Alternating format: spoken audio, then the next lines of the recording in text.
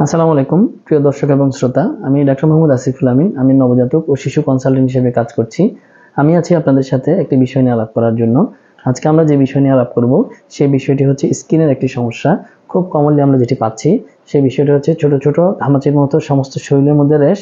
কারো কারো ক্ষেত্রে দেখা যায় যে র্যাশের পরিমাণটি ইনফেকশন হয়ে সেখান থেকে পুষ্পানিও পড়ছে এবং ব্যথা হচ্ছে, চুলকাচ্ছে। এটি হচ্ছে স্ক্যাবিস অথবা ইনফেক্টেড স্ক্যাবিস।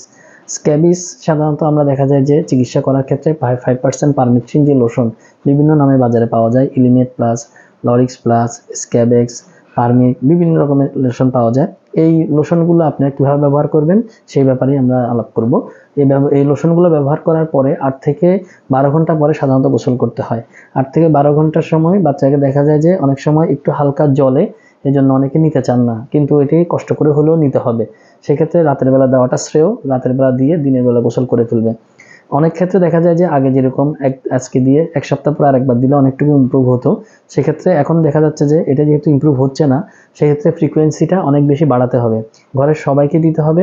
পাশাপাশি ঘরের যত রকমের কাপড় চোপড়, বিছনা, বেডিং, গামছা, তৈলা ব্যবহার্য যা আছে সেগুলোকে 2 সেট করে করে ভাগ ভাগ করে ধুয়ে ফেলতে হবে এবং আলাদা রুমে রাখতে হবে 3 থেকে 4 দিন।